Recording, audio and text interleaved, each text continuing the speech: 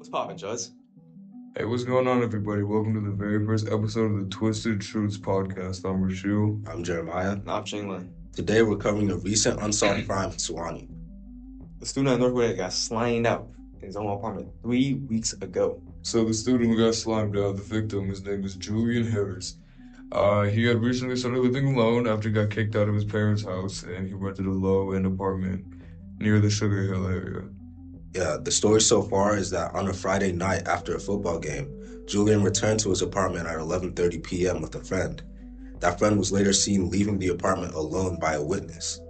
A few days later, neighbors called the police complaining of a horrible smell, which happened to be Julian's body. And according to the autopsy, the victim died from 6 to 7 stab wounds and a broken neck.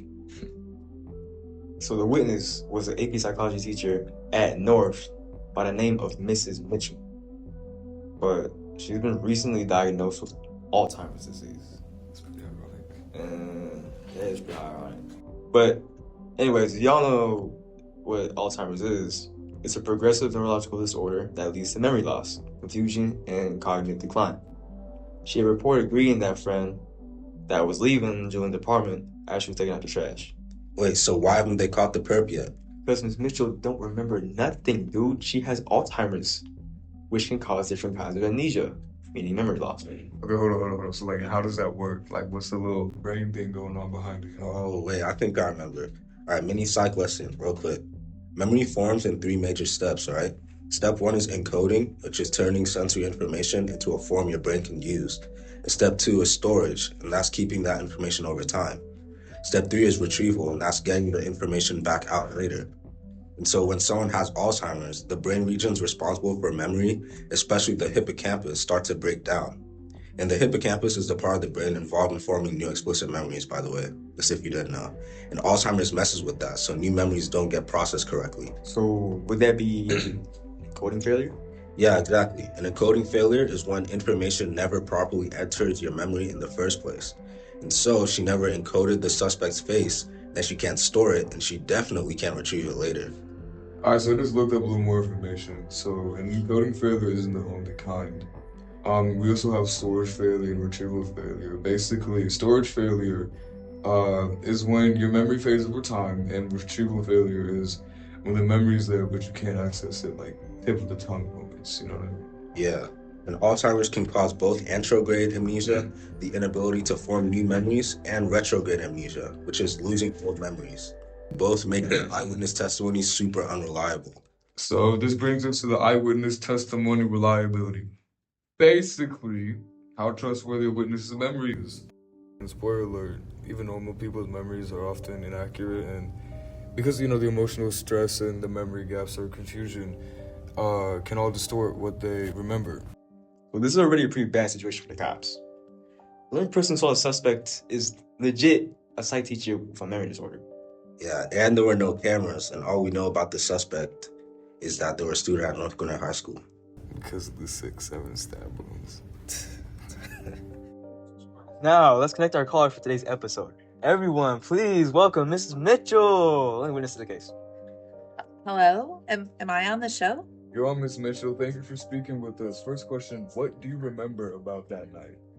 Well, I remember hearing some noise, and I saw a young man leaving the apartment, but... Oh, I'm sorry. I can't picture his face. It's like looking at a blank wall. That sounds like an encoding issue. If your brain didn't process the face fully at the moment, it wouldn't enter your long-term storage. So, what about how you feel? Do you remember, any emotion at the moment? Oh, yes. I remember feeling nervous. Something felt off. That's interesting, because the role of emotion in memory is huge. Emotional events trigger the amygdala, which boosts memory formation, especially in the cerebellum and hippocampus. Cerebellum helps with procedural memories like habits or conditioned responses. Meanwhile, emotional arousal usually strengthens memory. But Alzheimer's can block even emotionally charged memories from being encoded correctly. So, last question. If you saw this student again, do you think you could identify him? I don't think so. I might recognize the situation, but not the face. Oh, that's a guy. That's so weird. Wow. Well, that's the difference between recall memory and recognition memory. Recall means pulling information out of your mind without any cues, and recognition means identifying something when you see it again. Even recognition can fail when the hippocampus is damaged. Well, anyway, Ms. Mitchell, thanks for your time. You've helped us understand how complicated this case really is. I hope it helps. I wish I could remember more. So, we've got a murder with no cameras, no physical lead, and the only witness is someone experiencing memory impairment. Between encoding failure, retrieval failures, and the effects of Alzheimer's on the hippocampus, it makes sense why her testimony isn't reliable. This case just shows how fragile memory really is. And how psychology can explain why even well-intentioned people might misremember major details. All right, that's it for today's episode of Twisted Truths. Stay safe, and remember, your memory might not be as trustworthy as you think.